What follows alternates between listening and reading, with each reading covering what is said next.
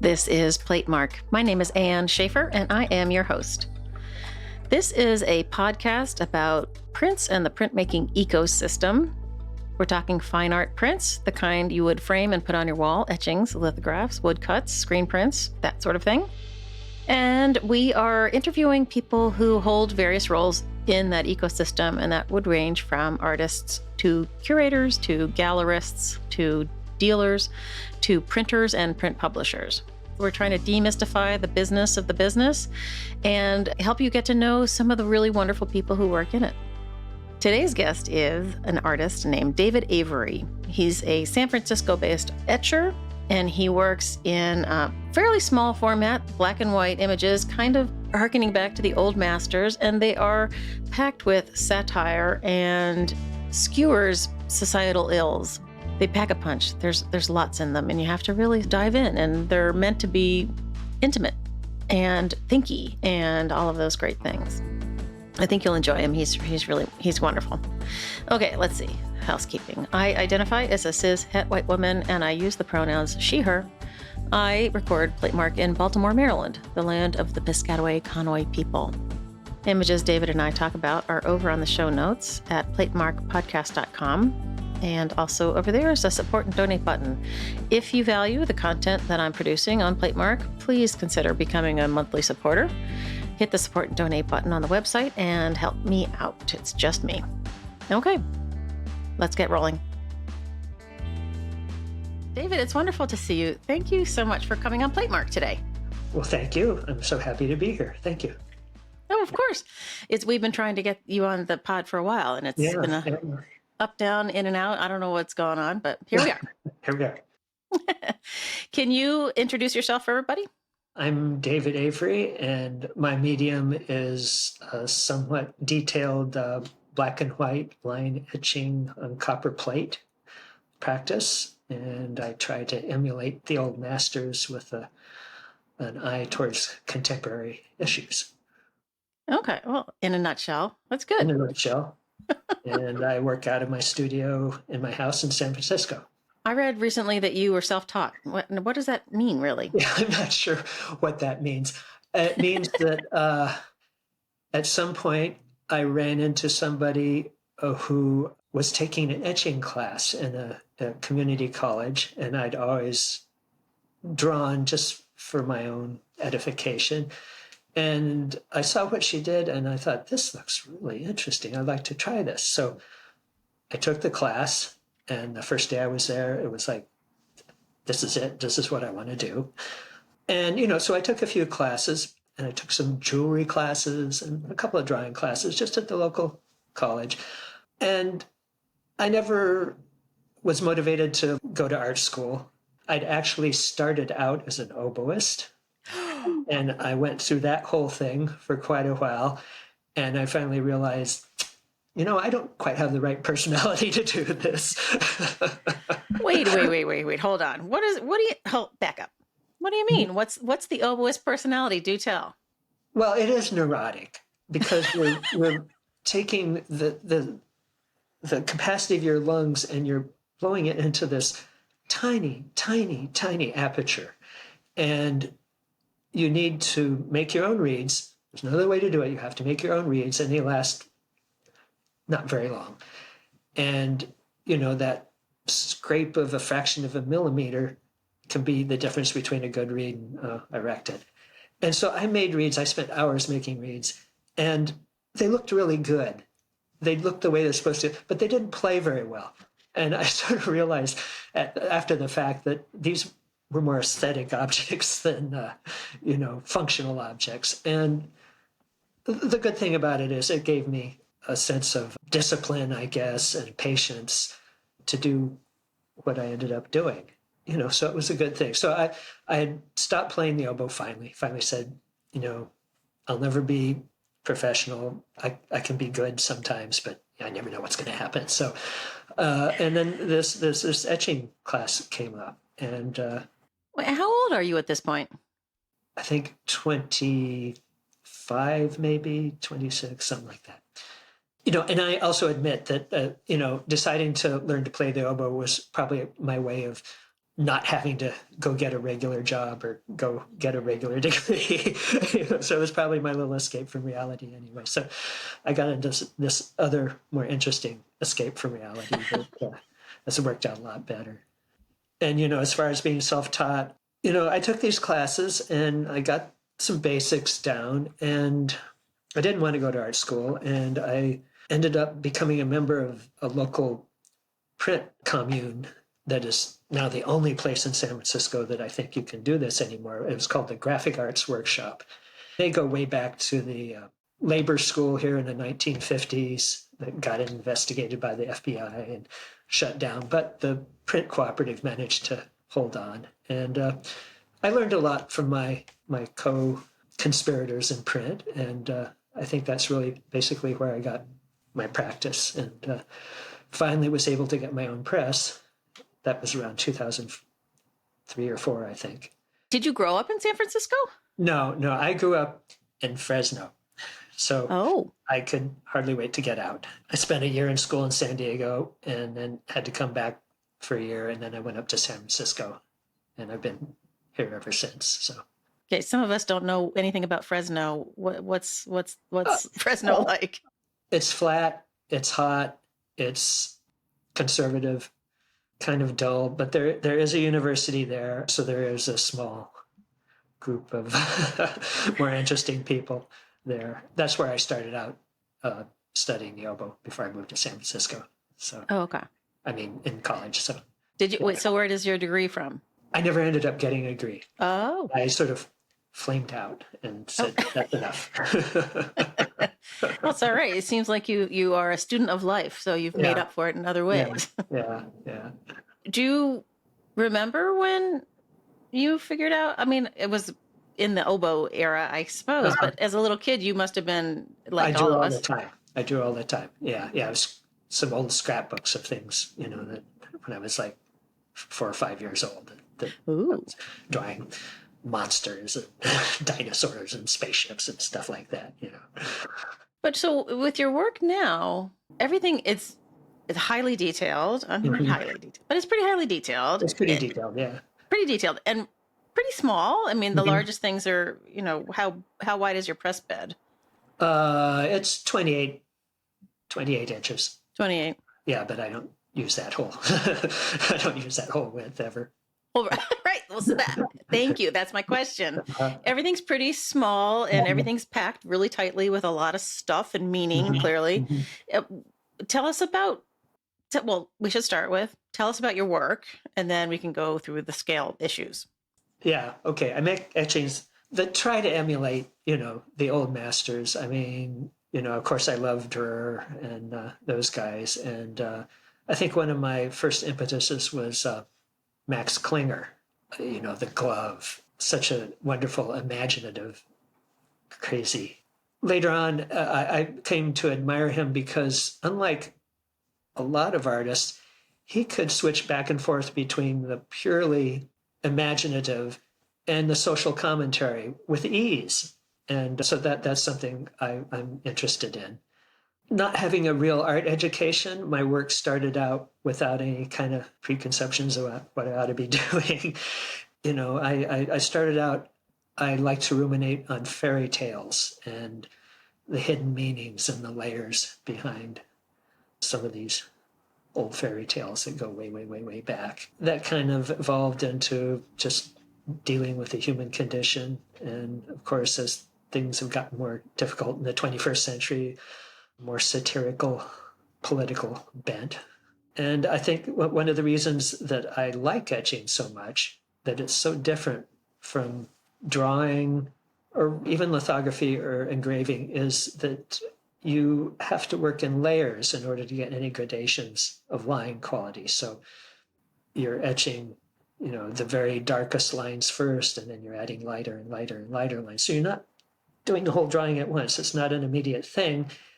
And that creates a situation where all sorts of relationships and, synapses firing make for lots of interesting development, so that the piece, even though I sort of know what the final product ought to look like, it changes and it develops in the process. It takes a long time, but I enjoy that a lot. Well, that's the fun part, right? Well, that's right. Yeah. Right. Yeah. Yeah. But wait, so do you have endless versions of the image in sketch form that you work out first? How do you work? Yeah, more or less. I mean, often I sit there and rework and rework and rework the same drawing and then do tracings. And sometimes I move things around in the tracings and then, transfer the main lines to the plate and work from that. Yeah, usually there's some sort of basic schematic, some sort of drawing that is where this thing is going to go, unless I make really big mistakes. But, that's part of the fun too. And then I get impatient and I want to, let's get to work on this etching. This is, I'll worry about some of those details or the background later, and then I paint myself into a corner. And of course, that's fun too. It's like, wait, what was I going to do here? So it's all interesting. How do the images come to you? Like, I could foresee that in my world, probably they would come to me in my sort of waking hours when I'm just becoming conscious in the morning. That's when things like this come to me. When do they come for you? It's all over the place. Oh. I don't know. I really don't have the slightest idea where these things come from. I mean, I know what the impetus for some of them can be. I mean, sometimes the title comes before anything else, and sometimes not. And sometimes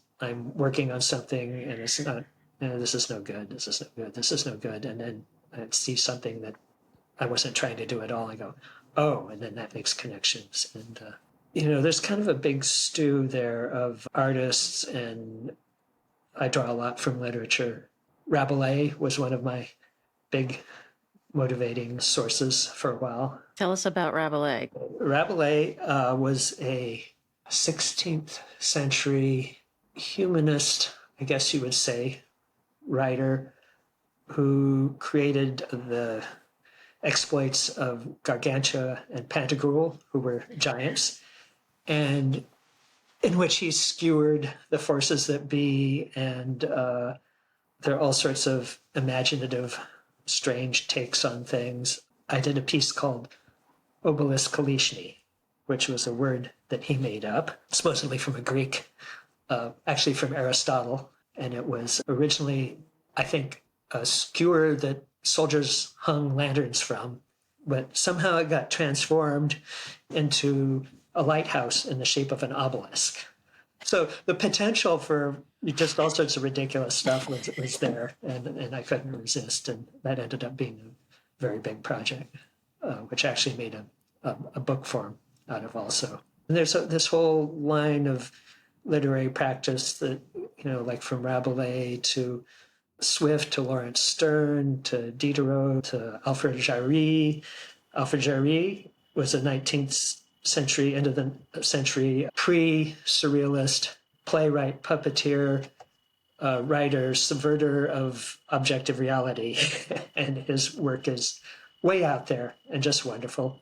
And he has a connection with Rabelais. He used the word obelisk kalishni also in his works. Wasn't Jarry responsible for the character Ubu? Did I dream that? Exactly. Yeah. So in my pieces, you will sometimes notice the word various places, merdre, which is French merde, but he added the R so it would roll off the tongue, and it was the first word in his play, Ubu Roy.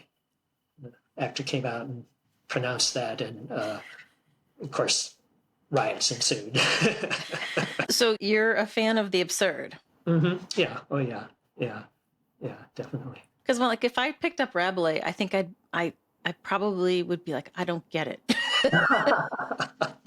What is, I don't understand. Where are we? Like, so sort of out there. Yeah. I'm like, yeah. Yeah. Well, the funny thing about that too is that there, the original French, which I don't read, but there's so many different translations, and each one of them is different. And I'm not sure there's really one that's totally satisfactory, but you pick and choose. And the most fun one was the one that was done in the what was his name? I can't remember his name. Who did it back in the 17th century? And it's so colorful. The language is just crazy. Like I think there was a scene where somebody's getting beat up by the peasants who he stole a horse from, and they whacked his bones until they were black and blue. And just wonderful stuff, So Reading esoteric, absurdist comedies from the 17th century is probably not a high on many people's priority list. I mean, how did you even find this strain of literature? How would you even know to go there? Oh, I think one thing just led to another. And, you read things and read the commentary on it, and it leads to something else, and somebody else mentions something. And if I'd tried to read this stuff when I was in my 20s or 30s, I would have gone, what is this? And I think some things it's better if you wait till you're like 50 to even start. I don't know. But it's not important for the viewer to know all about Rabelais.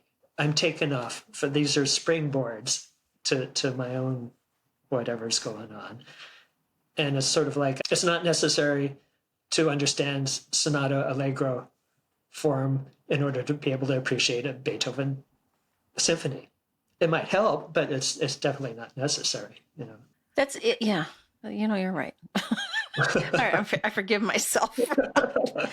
Yeah, you don't need to know that much about Rabelais. It's just But I find that there is a certain kind of artist, of which you are one, Peter Milton is another, where the more of those references you have right at the fore of your brain, not the more enjoyment you get out of it, but the more it's easier to understand or easier to get in. And True, who I do History of Prince with, has one of those brains. And so, we sat down. Well, you met True. We both came down together to see your show in DC that time. Right. He looks at Peter Milton's things. He's like, oh, that's the church from, not Rouen, but some really obscure French town. And, how do you know that? Right. Well, that makes it more interesting too. What's really interesting is the kind of interpretations that these things engender in the viewer, and I think my idea of a good piece of artwork is that it continuously creates new interpretations and new ways of looking at things. That's sort of what I'm interested. But how much, this is what happens when I'm looking at things with True. Like it's just so much richer when he's standing there going, oh, look, there's that's St. Catherine, see the eyeballs on the plate, things that I probably wouldn't have remembered if I weren't standing by True. Right. Yeah. But that doesn't take away from the enjoyment of your work for sure. Absolutely. Well, that's good. We just might miss some of the meaning. Where did you learn about the old masters that you are jumping off from? You didn't have a history of Prince class, did you? No, I didn't. Where did you learn about Kello and Goya? That's a very good question. I just, over the course of time, sort of discovered these things. And, when I was in high school, I would do these like psychedelic Aubrey Beardsley type pen and ink drawings. I think I just accidentally discovered things looking at stuff. I don't know what. It's all a big stew. It is. And I don't believe in creativity as making something out of nothing.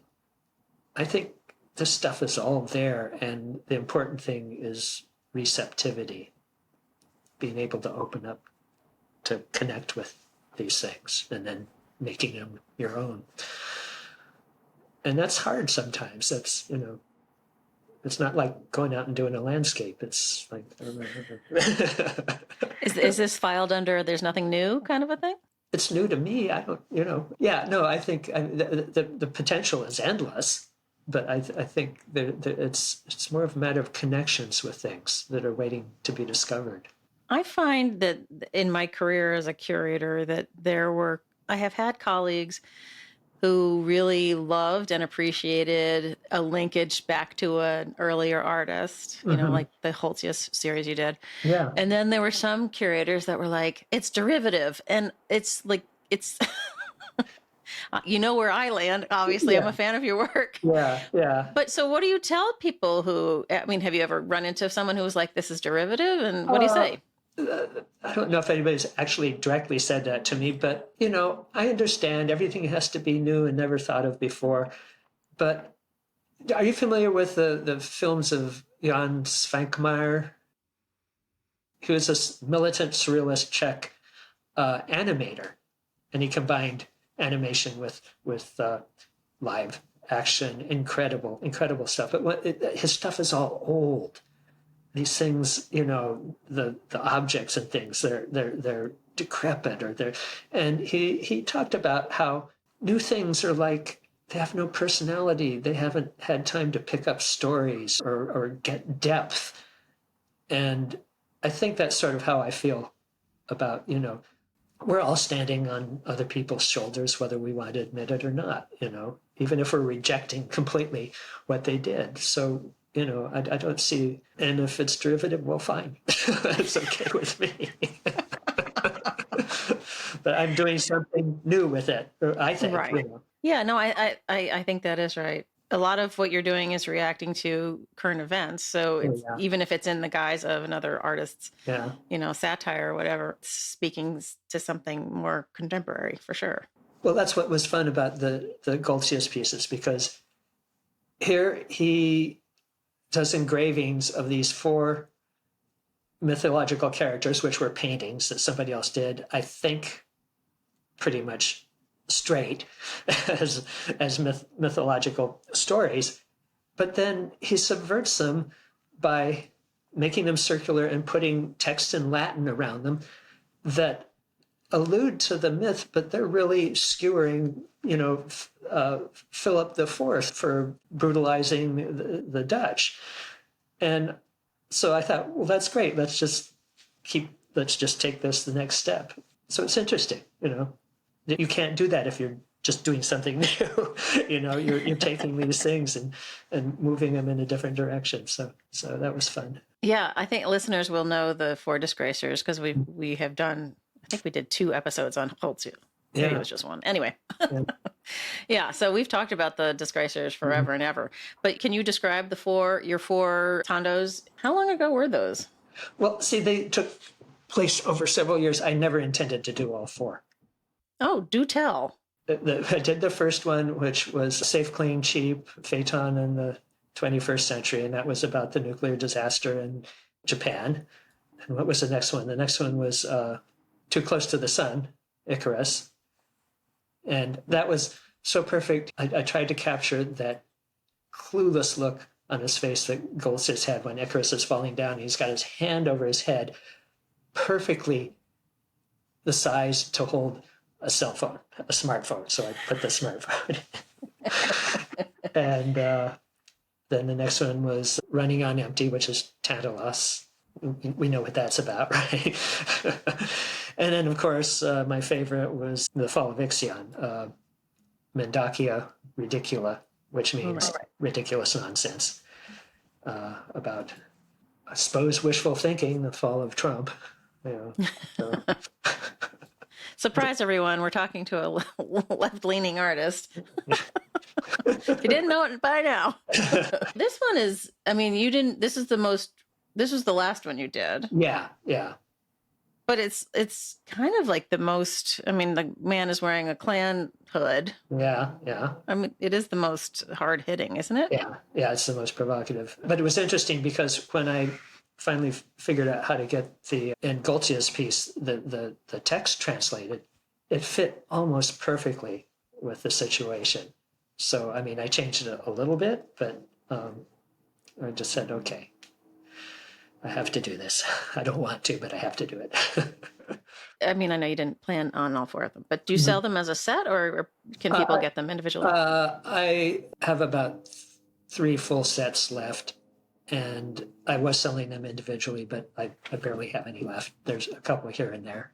I want to keep the sets complete at this point. Right. So I've done both, yeah. And by the way, people, David's prints are all very reasonable. Trying to be an artist to the people and, I know. Make a little dough. So it's hard to... I know people who have, unfortunately, priced themselves out of the market because they got connected with a particular gallery that had to have high prices. It's really hard for them to sell their $4,000 prints, It's, I don't know. It's hard. Yes, it goes in the face of the whole democratic medium thing. I get it, but it's time and materials and creativity. Like it's, it is. It's not a way to make a living, for Christ's sake. Oh, okay. All right. If only it were. Uh, What do you do to make a living? well, I'm retired otherwise.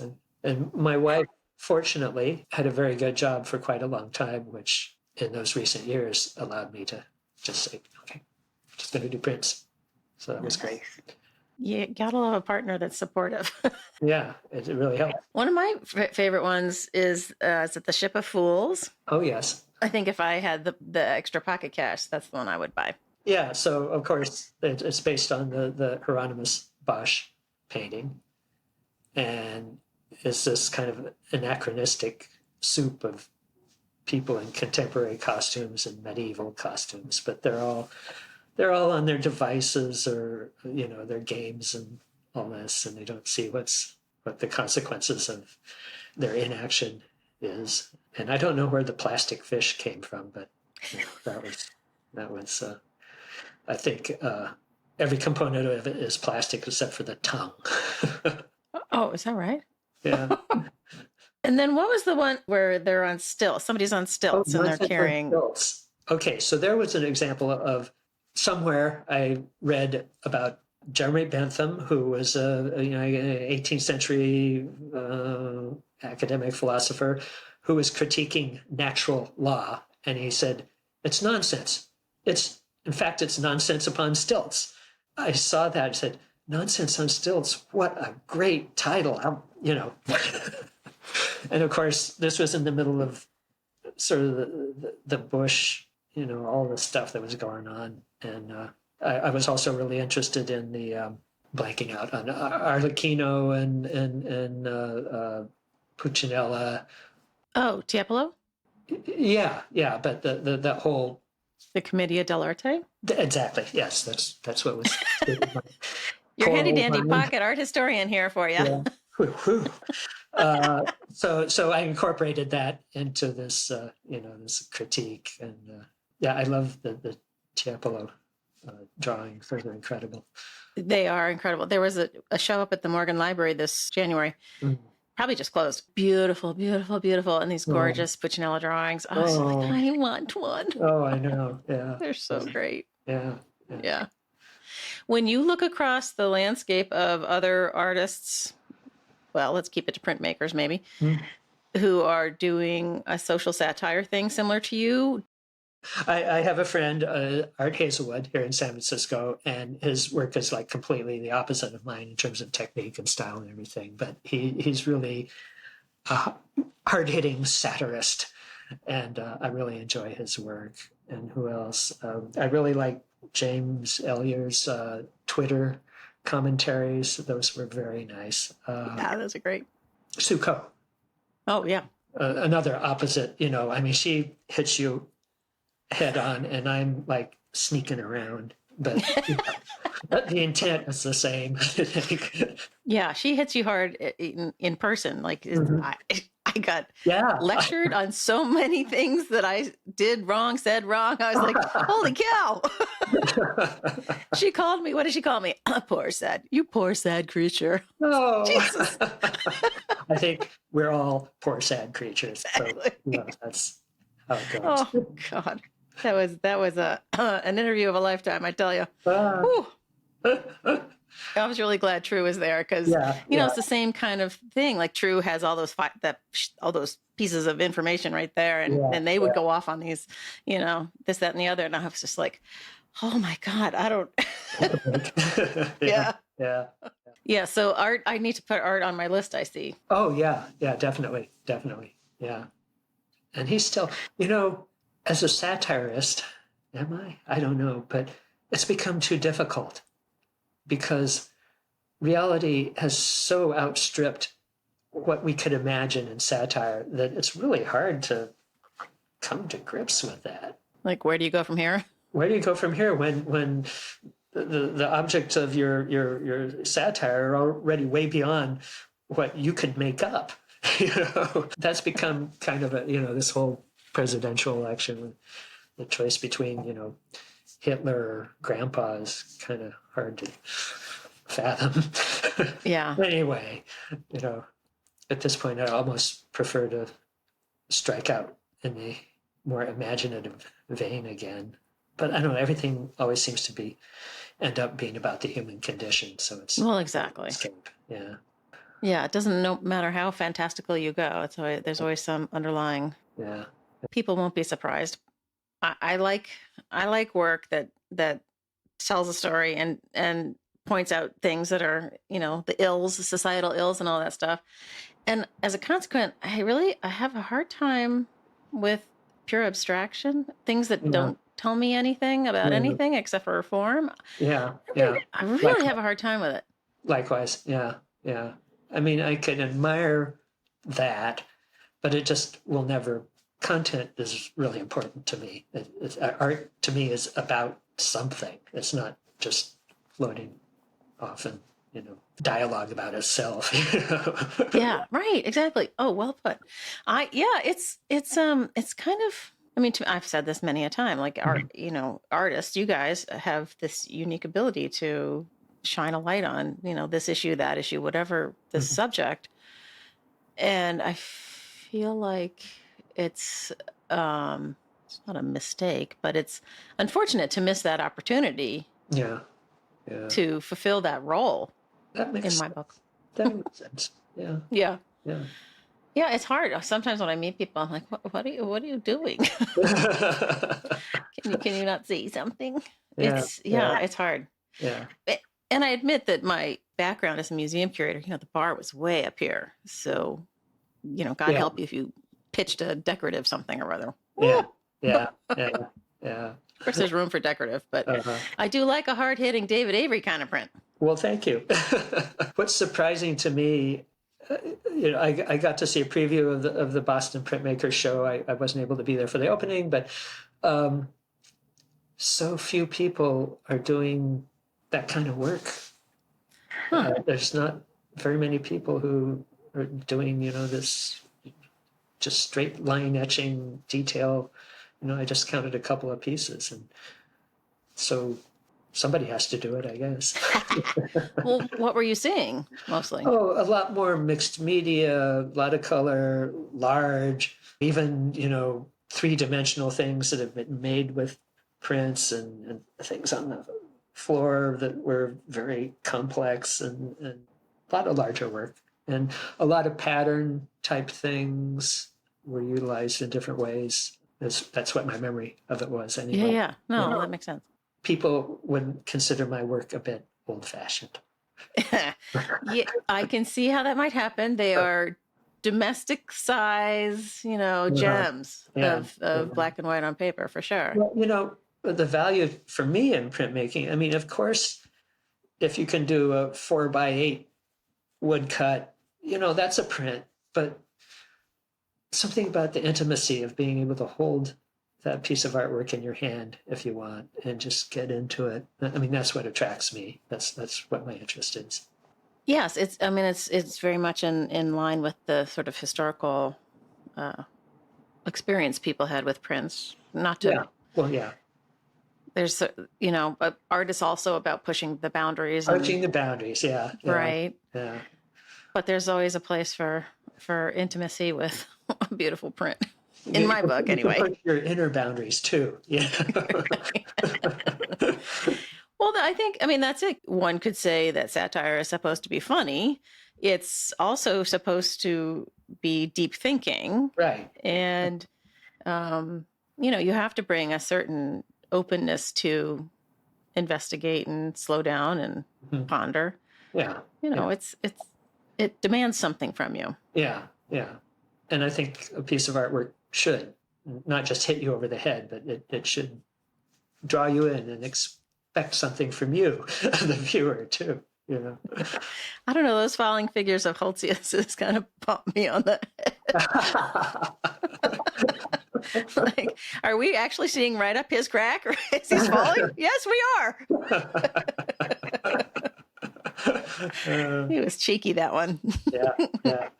He's a person that I wish there was more historical documentation of, or writings or something, because I'm just always so curious about why he put down the Buren to turn the painting. Right. And the paintings were like this completely sort of salacious kind of, something Yeah. completely different. Yeah, like what happened? Yeah. That seemed like it's such an about face. I don't know. Peter Greenaway made a film about when he did that, which I've never seen. Oh, I haven't either. Yeah, but I would be curious to see what his take is on it. Huh. Yeah, I'm sure. I feel like I asked somebody who had more knowledge of Goltzius than I do. That, my theory has always been like his hand just sort of, couldn't handle it anymore. Yeah. Because he'd hurt his hand. he'd hurt his hand as a child. Yeah. But then somebody else was like, no, that's not why. I'm like, oh. Because he just decided to reinvent himself, which... Nothing wrong with that, I guess. Yeah. And also, this is the other problem with going back and talking to somebody like that. It's like, he clearly had an ego. He knew from his Meister Prince and blah, blah, he knew that he could out Dürer and whoever else. So getting a straight answer out of him probably would have been not very easy. True. But I do want to, I don't know, I'm just so curious. Yeah. Who would you want to go back and meet? Dürer. Yeah. Yeah. He'll bless you as you come to dinner. Well, that's right. Yeah. I mean, talk about an ego. Woo! Dürer and Bruegel. Oh. He's really... Not Bosch. What? Not Bosch. Not Bosch? No.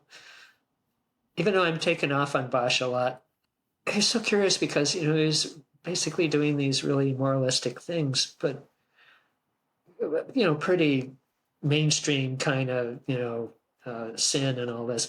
But he did it with such incredible imagination, that you just got to wonder what this person could have been like.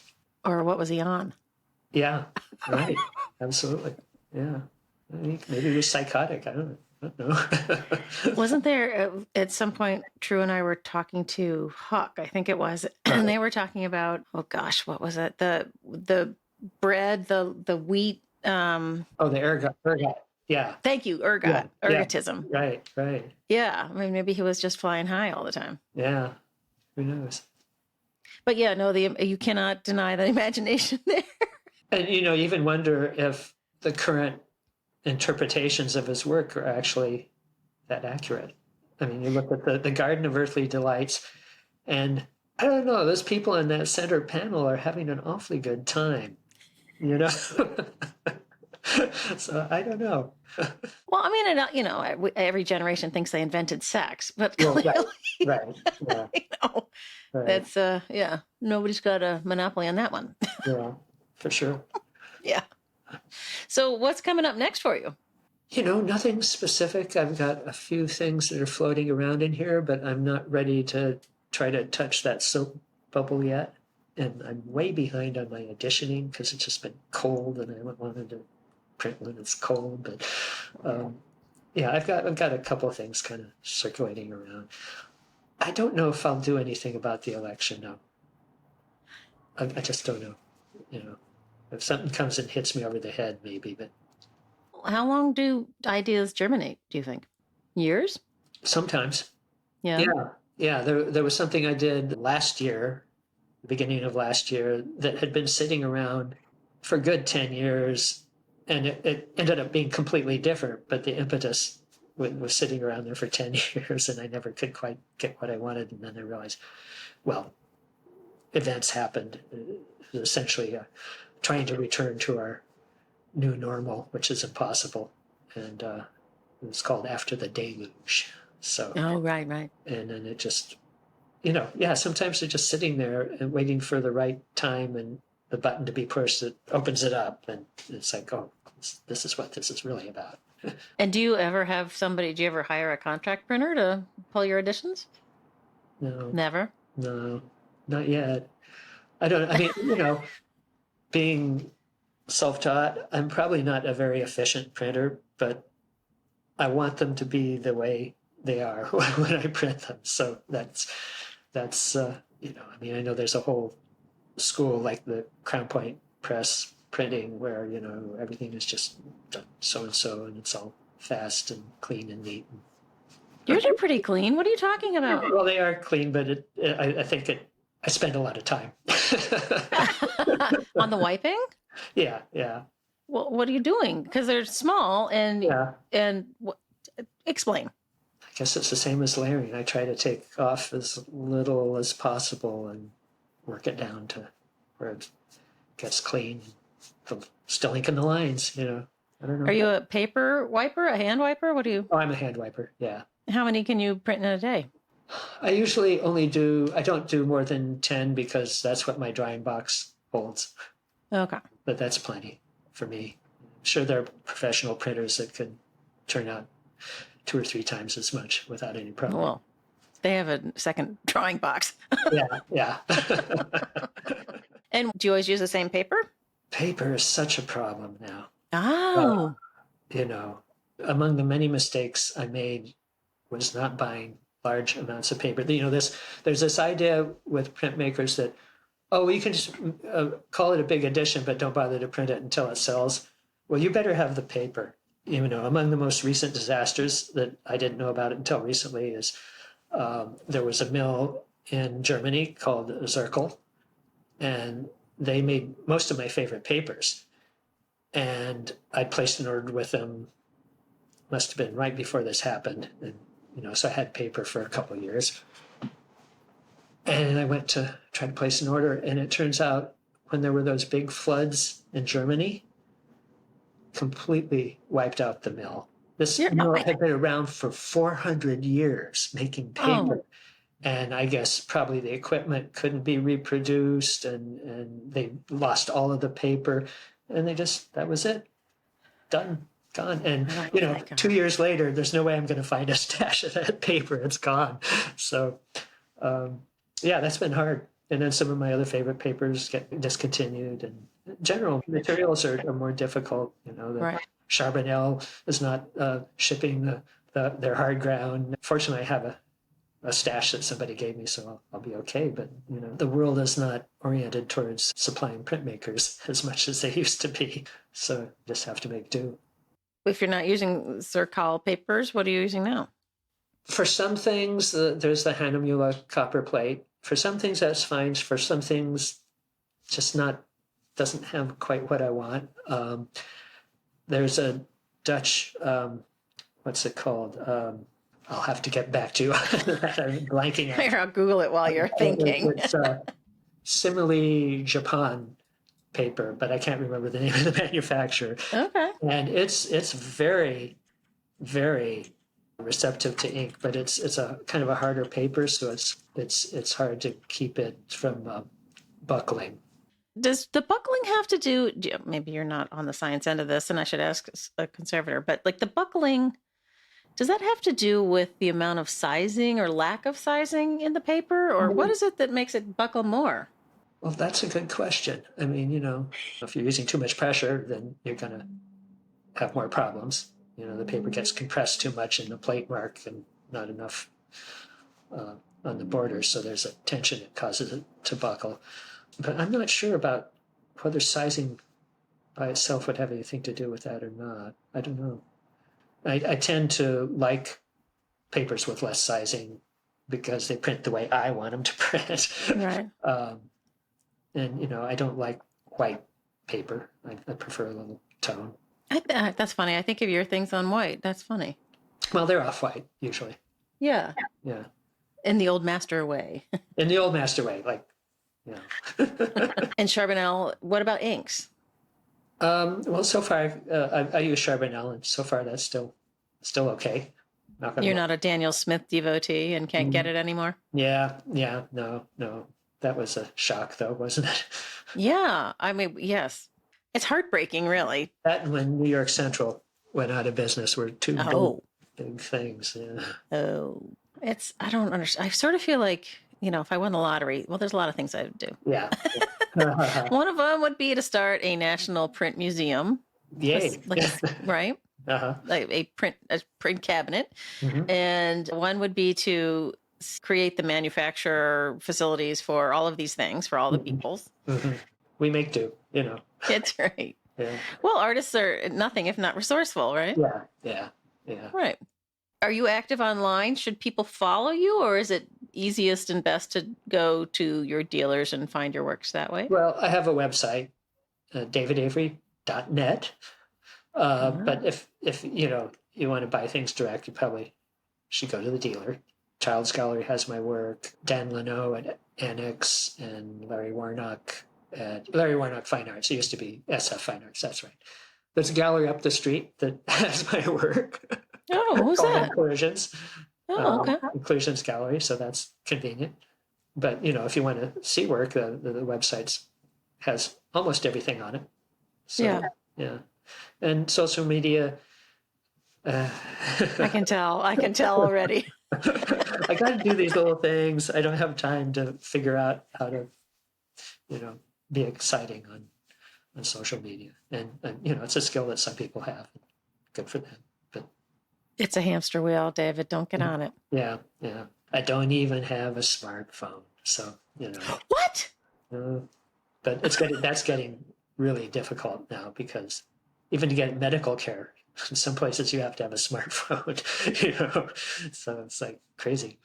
You're resisting because? I just don't feel like it's too hard not to get sucked in. Now it's not fair. My wife has a smartphone, so of course I rely on her for some things. So I can't for finding your next meal.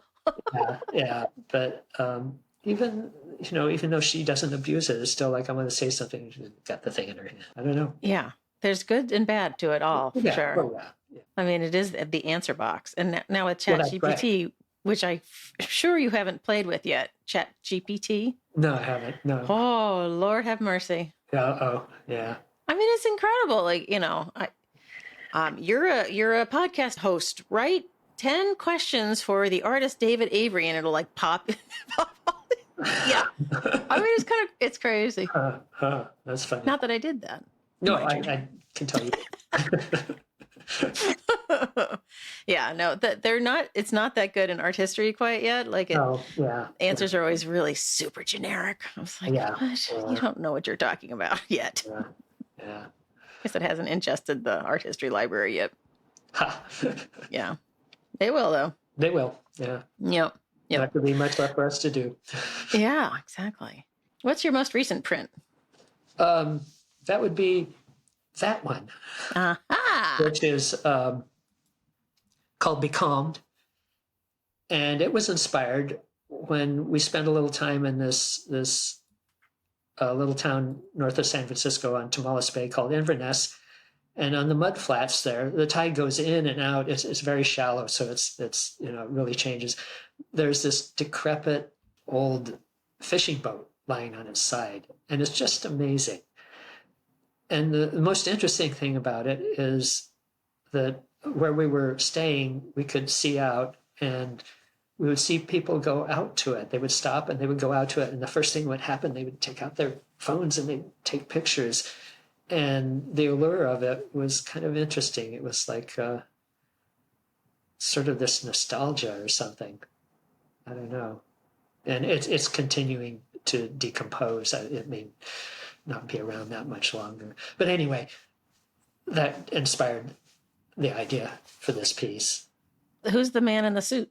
Well, they could be anybody you want, really. When I first conceived of it, I didn't have really specific ideas. And then, of course, things became a little bit more inescapable. But the businessman checking his sounding rope, which isn't much good. And I got a bilge pump in there, and because you never know. The navigator, that came from Della. There's somebody we didn't talk about. Oh, right. Della was a big influence, too. And I did a whole series of prints that emanated from those pieces with the death carrying off the children in the plague that were really, they're creepy. Unlike a lot of his work, they were really, they were creepy.